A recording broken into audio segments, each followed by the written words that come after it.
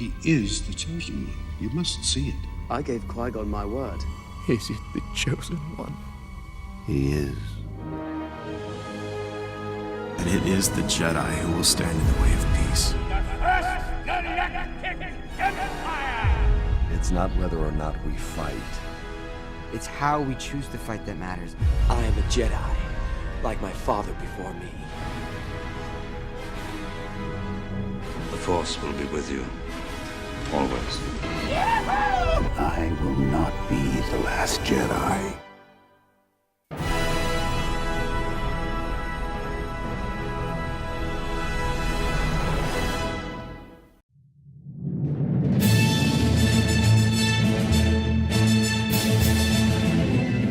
Hello and welcome to The World Between Worlds, a Star Wars podcast. Over the course of the next year, we at The World Between Worlds are embarking on a marathon through all of the new canon Star Wars content, starting next week with The Phantom Menace, and leading all the way through to the recently released The Last Jedi. Star Wars has always been host to an expansive universe, but now in the new Disney era, Star Wars is more interconnected than ever before. The fan base is filled with fresh new faces eager for Star Wars content, and with the completion of the long-anticipated sequel trilogy coming in winter of 2019, join us in retrospective as we dive into the saga films, the animated television shows, and the anthology films leading up into Episode 9. Due to the sheer length, a majority of this podcast will be covering the television shows Clone Wars and Rebels. And rightly so. Both shows make huge contributions to the Star Wars saga, and I think we're at the point now where casual fans are starting to get really hip to them. The World Between Worlds itself is a reference to a critical episode in the final season of Star Wars Rebels that goes a long way in contextualizing the entire Star Wars story, much as we are attempting to do now. Right now, we are on episode 0 of The World Between Worlds. My name is Yeats. I will be the moderator, and I'm joined by my friend Jordan here. Hello, everybody. And in lead up to our first formal episode, where we will be discussing The Phantom Menace, we're here now just to talk a little bit about where our headspace is at now and our experiences with Star Wars and the fandom. Both of us have been huge Star Wars fans for a long time, but not everyone that'll be tuning in weekly is versed in every single corner of the Star Wars canon. If it's been a while since you've seen some of the films, or maybe you want to recap without having to rewatch them, then this is the perfect opportunity to do so.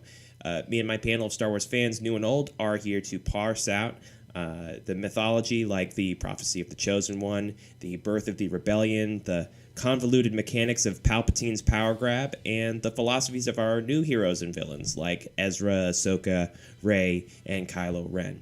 And, neither me and Jordan, no one is like an expert here. I mean, we all love Star Wars. We love stories. Jordan, you write comics? Yeah, I do. You want to hear a little bit about that? None of them are published, so don't worry about it. Well, maybe. Maybe one day, yeah. Yeah, maybe. Working with artists right now.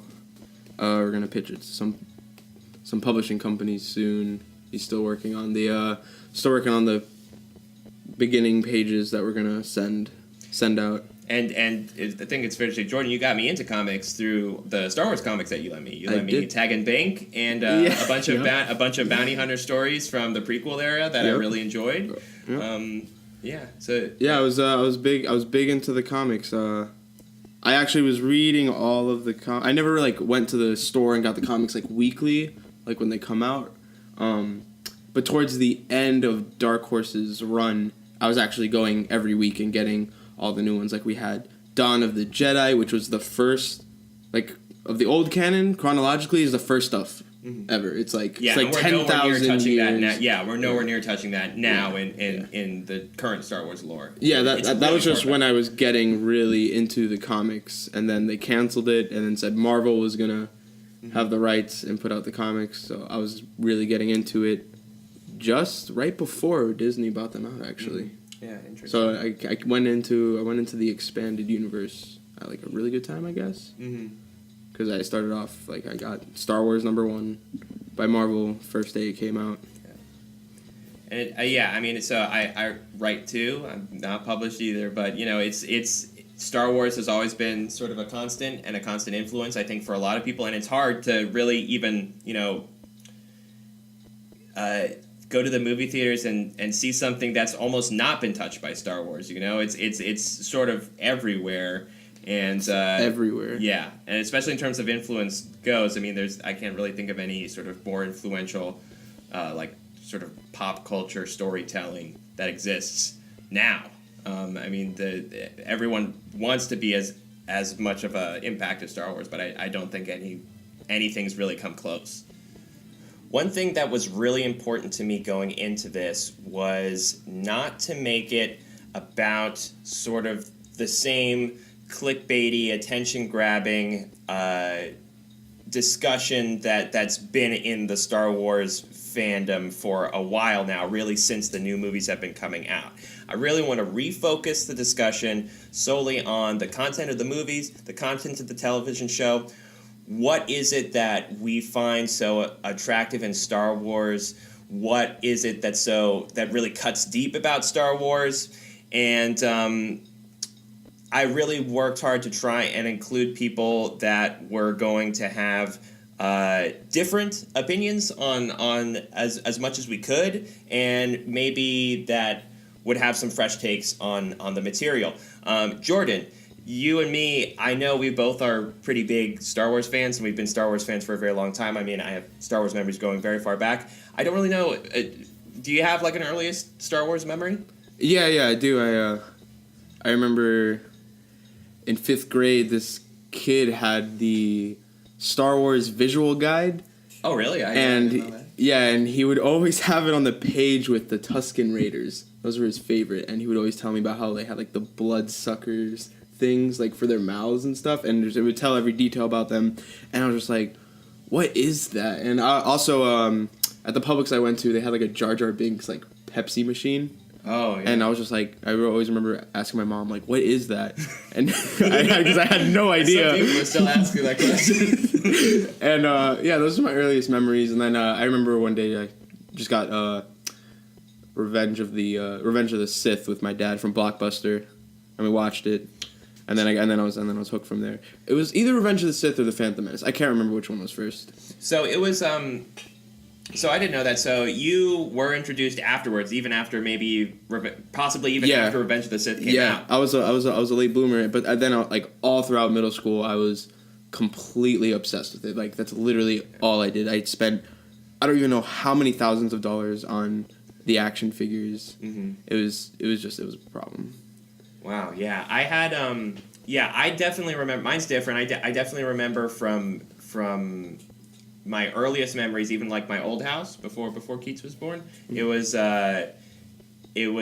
just remember watching A New Hope and Empire probably the most. A New Hope and Empire like constantly being on play in my house, and I have a very specific memory of being on my bed and watching those movies. And afterwards, probably Phantom Menace. I mean, I watched a lot on VHS when it came out. Don't really remember when it came out, but definitely by the time of Attack of the Clones, Revenge of the Sith, I was full in.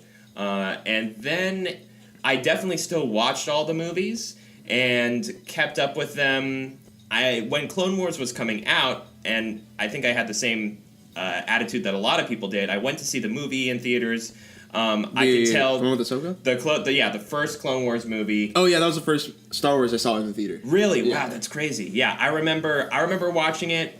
Unlike the fans, I didn't hate it, but I definitely told like immediately. I got the impression that it wasn't for me. Like it was made for kids, and I was like, well, this is nice. There will still be Star Wars going on, and I sort of dismissed it, like I think a lot of fans did. I remember keeping track of all of the plot threads as like the big attention grabby ones came in.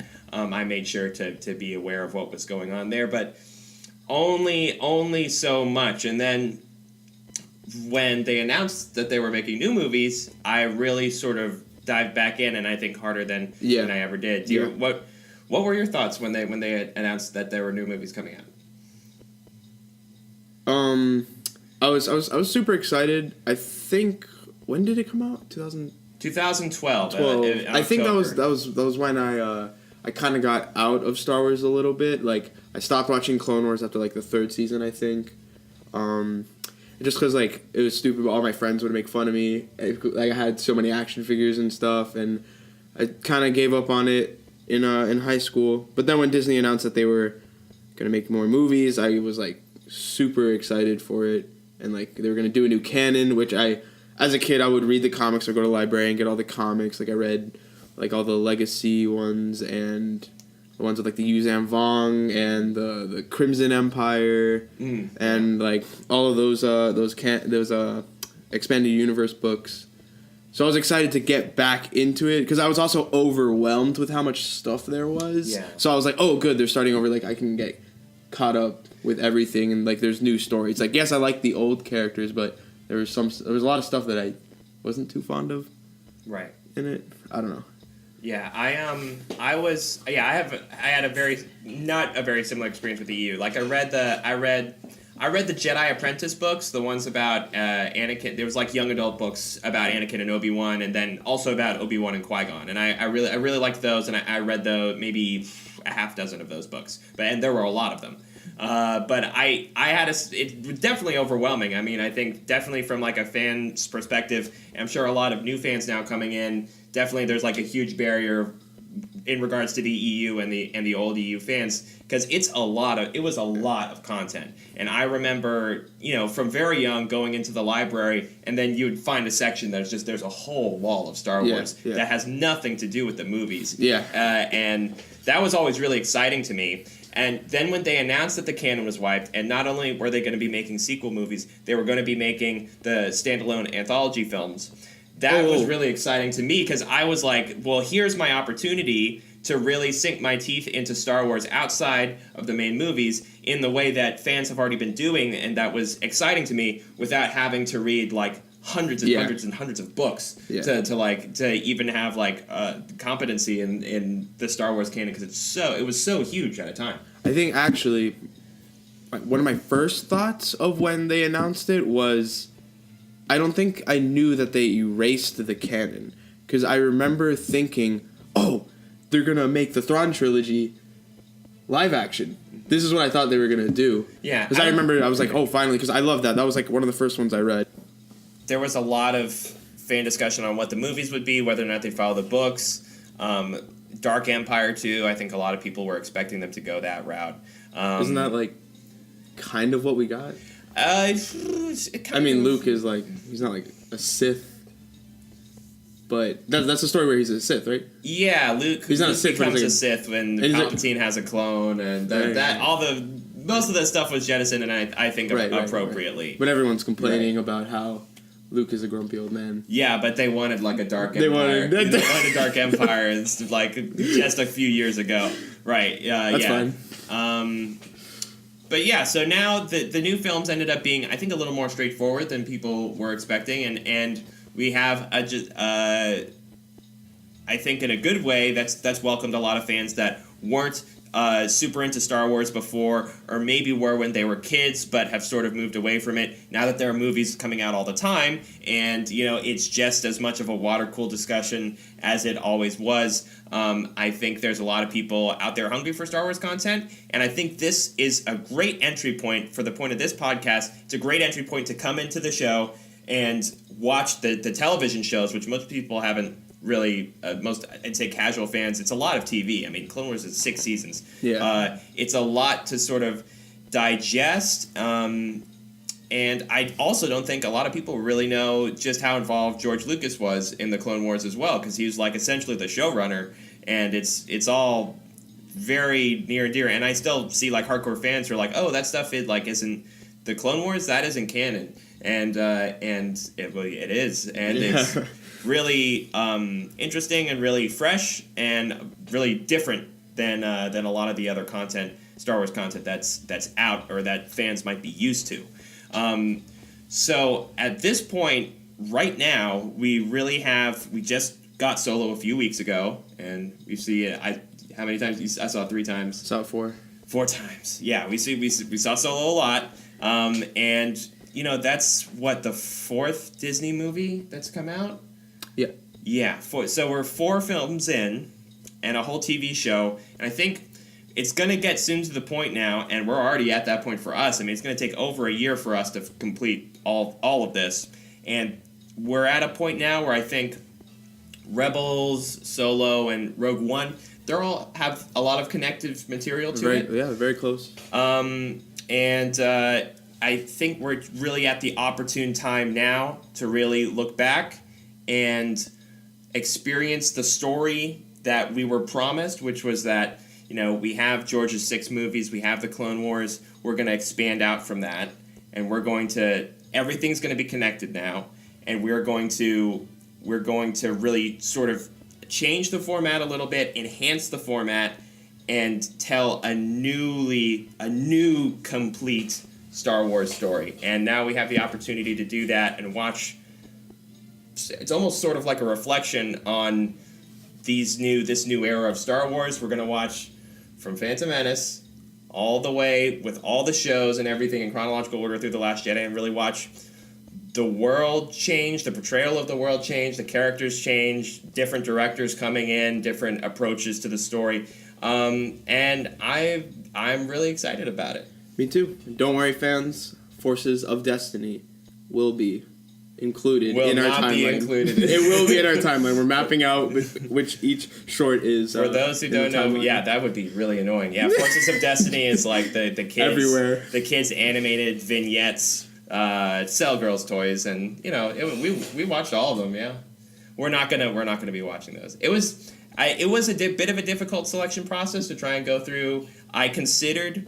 For a hot second, we watched the Genndy Tartakovsky, is that his name? The Samurai Jack guy? The 2D Clone Wars show, which is no longer canon. I considered that for a second because I thought it would be helpful. There are some characters that are introduced in the show in the Clone Wars 3D show that don't really get a proper introduction because they were introduced in the 2D show, which is no longer considered canon. I thought about including it anyway, but, you know, they made it not canon. It's their own fault it's not included. It wouldn't make sense to have on the show, but I highly, highly recommend that if you're a Star Wars fan and haven't seen it, to watch it. Yeah, it's fun. The animation style is great, and it leads right into like Revenge of the Sith, which is awesome. But that's another issue, is like the placement of it too. Yeah. But like it also introduces like pretty major characters in the Clone Wars 3D show that don't really get an introduction, like General Grievous or Asajj Ventress. So, Jordan, what's one thing that you're excited to see upon revisiting? Because I think it's also important we should make it clear that as far as the Clone Wars, I've seen most of it, but I have not seen every episode. There's maybe a good dozen, maybe 24 episodes that I have not seen. As long as you saw the one with the little guy who's inside the droid, then you've seen it all. Yeah. That'll be something to look forward to. All of sort of the weird side episodes that we would skip. There's definitely a lot of that I have not ever seen. And definitely, I haven't seen it in chronological order, which is like a whole weird thing because it was released outside of chronological order. Yeah, I watched like the first 3 seasons, and then I would watch episodes here and there. But then when they put it on Netflix, I watched all of it, like all the way through in chronological order. Nice. Yeah, so I haven't done that. So I'm excited for that. I'm excited to see and we do get a lot of the birth of the rebellion in the new content. It'll be interesting to see that sort of play out in the prequels and Clone Wars as well. And then to see some of those characters and through lines go through, like Bail Organa or Mon Mothma, and characters like that are going to show up in more prominent roles as the show progresses. That's true. What are you looking forward to? To revisiting? Mm-hmm. I'm just excited to see like characters that we're familiar with from like the main movies being introduced to them before. Yeah. Like I know Chewbacca. His first appearance is in the Clone Wars. So literally the first time we see Chewbacca is going to be an animated version of him. Yeah. Which is crazy. Yeah, and same goes for Han Solo. I mean, our first Han Solo in this order is going to be the Alden Ehrenreich Han Solo. I didn't think of that. Oh my god. Yeah, and same thing with Lando. We're going to see those versions first. Then we have all of Rebels to get through until we see Lando again. we will see Lando again in Rebels as well. So that's an interesting thing too, is that because it's sort of the show is the Star Wars saga is so stuffed at the front end, we're not going to even be getting to A New Hope for like a long time. We're not going to get to A New Hope till like October of next year or something like that. Right. So really, we're really going to be diving into all the stuff really outside the fringes of what people know from the original trilogy, and we will have all of that knowledge to reflect on once we actually get to A New Hope and go forward. So it is sort of unorthodox in that way, that we're watching Star Wars in chronological order, and we're doing it so hardcore that we're actually not even going to get to see A New Hope for Luke Skywalker's not going to show up for a long time. In regards to the prequels, I wanted to get sort of a fresh take because, full disclosure, I think both you, me, and my brother Jordan, we are all, at the end of the day, have more positive things to say about the prequels than negative things to say about the prequels. And I hate Attack of the Clones. But I'm just saying, as a peer, I know you hate Attack of the Clones, and that's only 2 weeks away, and that's gonna be a rough episode for me because I'll be the only one defending Attack of the Clones. But just in terms of like a ratio, overall for the entirety of the prequels, more positive things to say than negative. And you're at least at 51% positive. Yeah. So we're all three of us are that way. And if we just did that, we would be singing praises for the prequels for the next year while we're doing the prequels in Clone Wars. So I really wanted to get a fresh take.